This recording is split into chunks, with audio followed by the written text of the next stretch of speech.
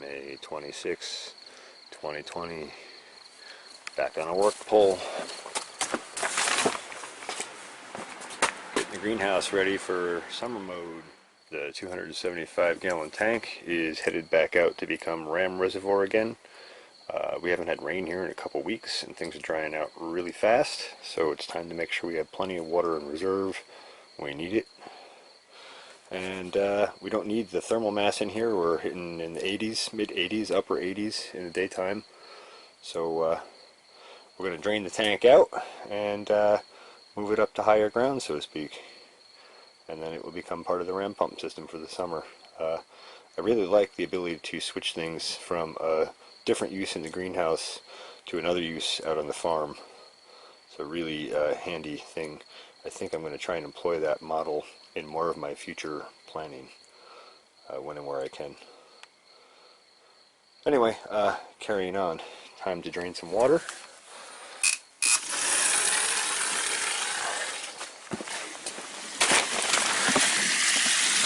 Let it rip.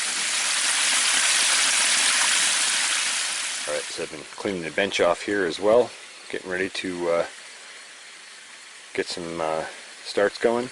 I think I'm going to pull this stuff out of here, somewhere else in the greenhouse. Actually, I'll probably go where the tank was once I get the tank out. And then the shelves come in, these white shelves, and they go up. And then we pull our start trays in here and fill them with soil, coast-to-main soil, boom, boom, and we start sowing seeds. And then we have to keep up with watering because it gets hot and dry in here really fast, although we're forecasted to get some rain in the next couple days. I'll throw a shot up here, I guess. So I guess while we're in the greenhouse, I'll just give you a quick look-see at what we do have. And these bins, both of these bins is ginger, and that's a sweet potato vine you're seeing there, and that's ginger right there, except that's weed. And so we're sprouting these out in here, and I had transplanted them out last year into native soil, but they did so well in high temps. They're the one of the few things that actually do well and thrive in the heat of the greenhouse in the summer. So I think I'm going to keep them in bins like this and top them up a little more and do it that way, because that seems to work really well. This is more ginger in this bin, and another sweet potato vine. These are just like sweet potatoes. They're small at the end of the season. I just threw them in. These are my figs from my friend Bob, and it looks like, unfortunately, we've lost one of these. I don't feel great about that. But the other one seems to be doing okay, and that probably actually can go outside somewhere as well, so that'll make some space in here. And then these are the sweet potato starts. These are sweet potatoes I saved over from last year, and I just put them in these two soil bins and let them sprout. So I got to go through and take a ton of cuttings of these. Ton of cuttings. So lemon tree, which obviously needs a much bigger pot and a serious feed and some love, because that poor thing has been abused.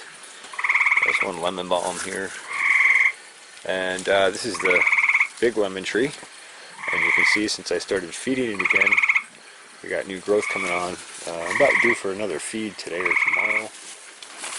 So right here we have, this is a horseradish that was given to me by my mom from my aunt last year. And then these sprouts that are coming up, these are all turmeric. And this is actually a turmeric leaf here. T-U-R-M-E-R-I-C, turmeric. I would say turmeric. It's not a tuma.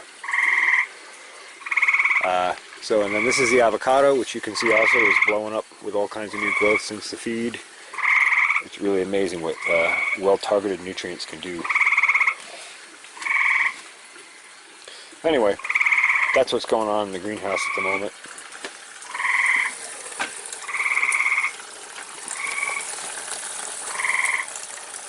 So it's been about 10 minutes. And I've been babbling and taking some shots with the camera. And tank's almost empty. Amazing how much water you can move in a 2-inch line. At gravity speed, it's about 40 gallons a minute, thereabouts. Meaning not under, like a pump pressure. So, cruise right along. Here's the thermal mass sensors. Just pulled them up out of the drop set up here and hung them up here for the summer. They'll still be logging data. They won't be in the tank anymore. So that'll give us like an upper edge of the greenhouse check against other sensors. And there's some squashes I saved last year, but the mice got into them. So yeah.